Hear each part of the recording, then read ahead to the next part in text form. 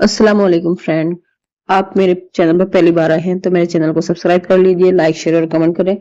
Bell icon का button दबाना ना भूलें ताकि आने वाली वीडियो की नोटिफिकेशन आप तक पहुंच सके। शुक्रिया। जरूरी नहीं कि शिक्षित व्यक्ति सही फैसला करे। आइए इस कहानी के माध्यम से इस बात को समझते हैं। एक आदमी सड़क के किनारे समोसा बेचा करता था।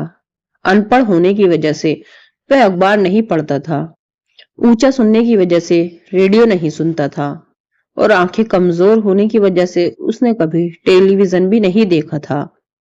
इसके बावजूद वह काफी समोसे बेच लेता था। उसकी बिक्री और नफे में लगातार बढ़ोतरी होती गई। उसने और ज्यादा आलू खरीदना शुरू किया। साथ ही पहले वाले चूल्हे से बड़ा और बढ़िया चूल्हा खरीद कर ले आया। उसका व्यापार लगातार बढ़ रहा था। तभी हाल ही में कॉलेज से बीए की डिग्री हासिल कर चुका उसका बेटा पिता का हाथ बटाने के लिए चला आया। उसके बाद एक अजीबोगरीब घटना घटी।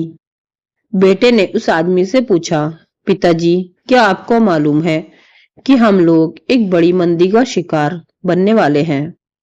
पिता ने जवाब दिया, नहीं, लेकिन मुझे उसके बारे में बताओ।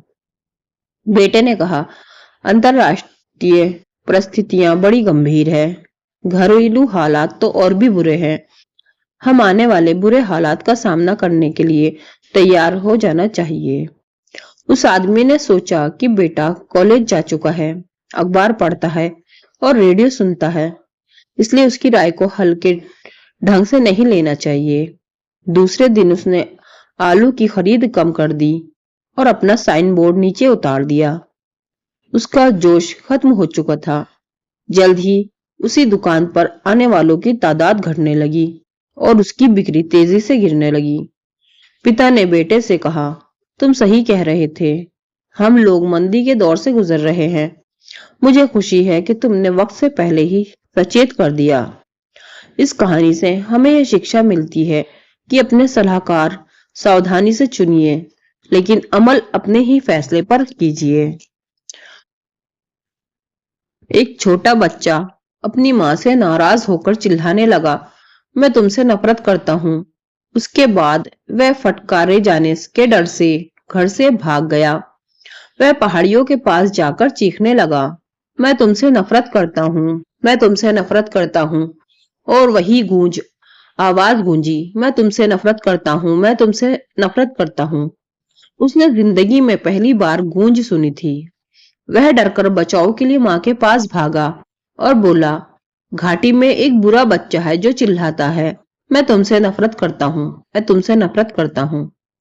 उसकी मां सारी बात समझ गई और उसने अपने बेटे से कहा कि वह पहाड़ी पर जाकर फिर से चिल्लाकर कहे, मैं तुम्हें प्यार करता हूँ, मैं तुम्हें प्यार करता हूँ। छोटा बच्चा वहां गया और चिल्लाया, मैं तुम्हें प्यार करता हूँ, मैं तुम्हें प्यार करता हूँ। और वही आवाज गूंजी। और इस तरह इस घटना से उस बच्चे को एक सीख मिली। हमारा जीवन एक गूंज की तरह है। हमें वही वापस मिलता है जो हम देते हैं।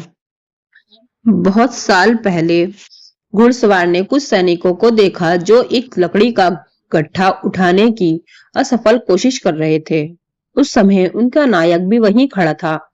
घुड़सवार ने नायक से पूछा कि वह उनकी मदद क्यों नहीं करता। नायक ने जवाब दिया, मैं इनका नायक हूँ और मेरा काम इनको आदेश देना है।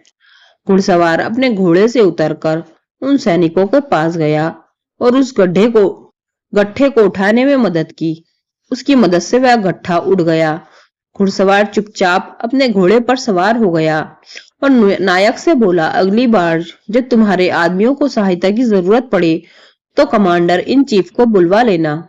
जब वह घुड़सवार चला गया तो नायक और सिपाहियों को पता चला कि वह घुड़सवार और कोई नहीं बल्कि जॉर्ज वॉशिंगटन थे। एक किसान एक बेकर को रोज एक सेर मक्खन बेचा करता था। एक दिन बेकर ने यह परखने के लिए मक्खन एक सेर है या नहीं उसे तोला और पाया कि मक्खन कम था। इस बात से वह गुस्सा हो गया और किसान को अदालत में ले गया। जज ने किसान से पूछा कि उसने तौलने के लिए किस बाट का इस्तेमाल किया था। किसान ने जवाब दिया, हुजूर, मैं अज्ञानी हूँ। मेरे पास तोलने के लिए कोई सही बाट नहीं है, लेकिन मेरे पास एक तराजू है।